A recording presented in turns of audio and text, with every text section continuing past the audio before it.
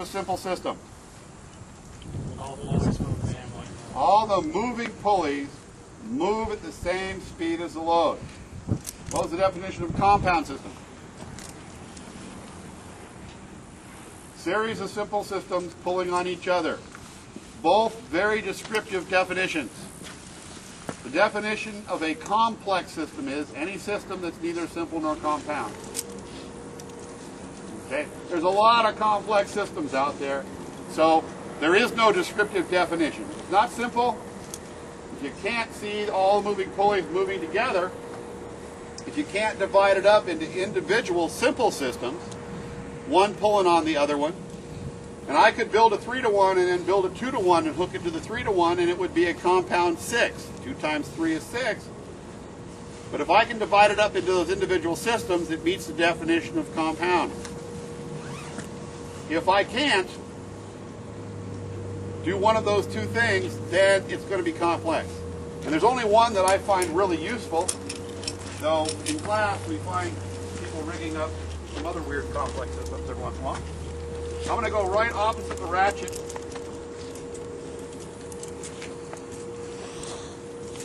And throw a prusik in the system.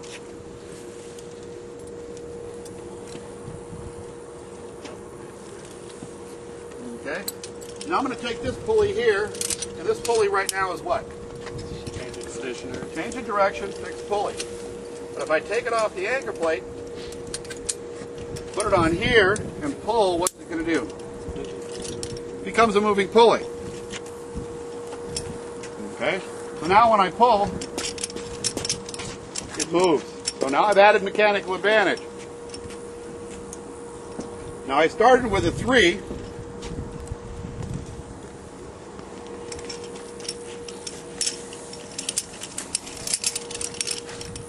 Easier to see. Okay?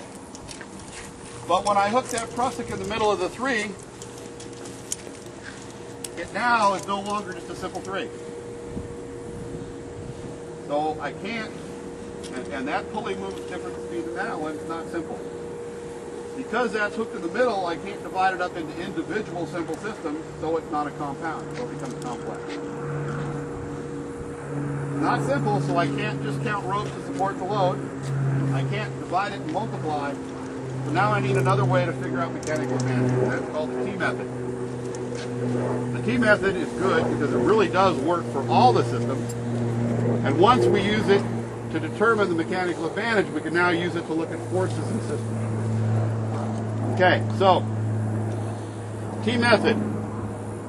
Every system was a something to 1, right?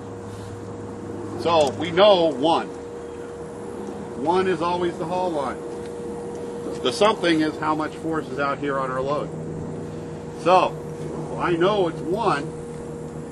If I have to put 1 unit of tension pulling on this pulley here, how much force is going to be on this rope out here?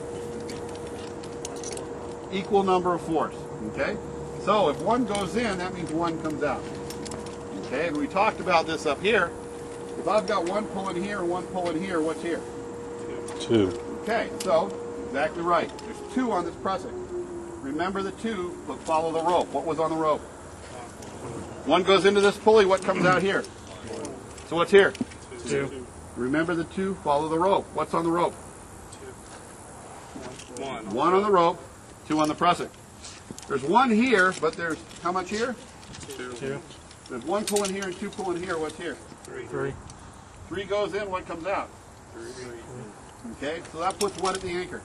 6. But that is on the anchor, not the load, so it doesn't matter yet.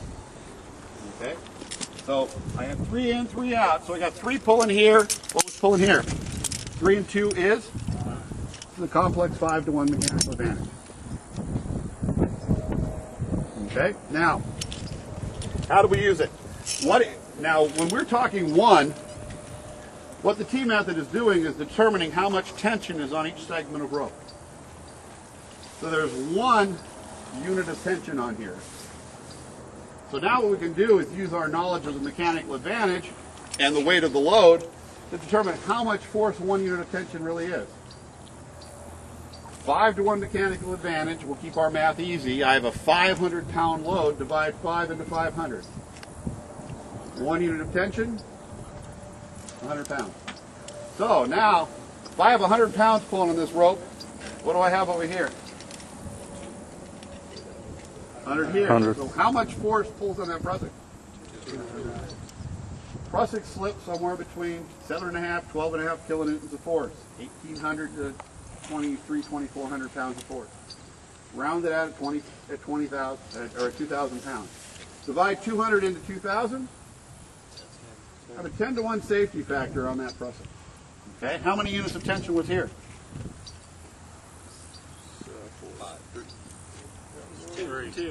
2. So I have the same 10-to-1 safety factor here. Okay, so now so you can start looking at forces in the system. How much force was on the anchor? 6. 6 times 100. Okay, there's 600 pounds of force on that anchor. So if you're looking at system safety, how strong are all the components on that system? Do I have that 10-to-1 I like to have? Yes. Okay. So let's change this back to something else.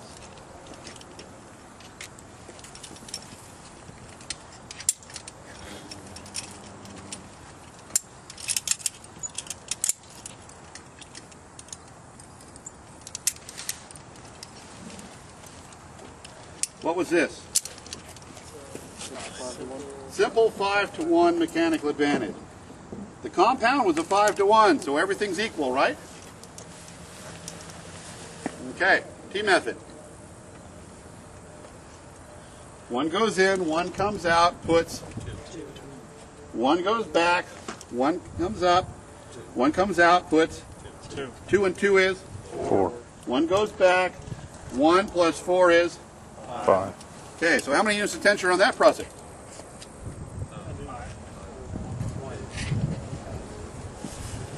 2 and 2 is? 4. 4 units of tension, 500 pounds, 5 into that, 100 pounds of effort. Here, 4 units of tension, there's 400 pounds on that prusik.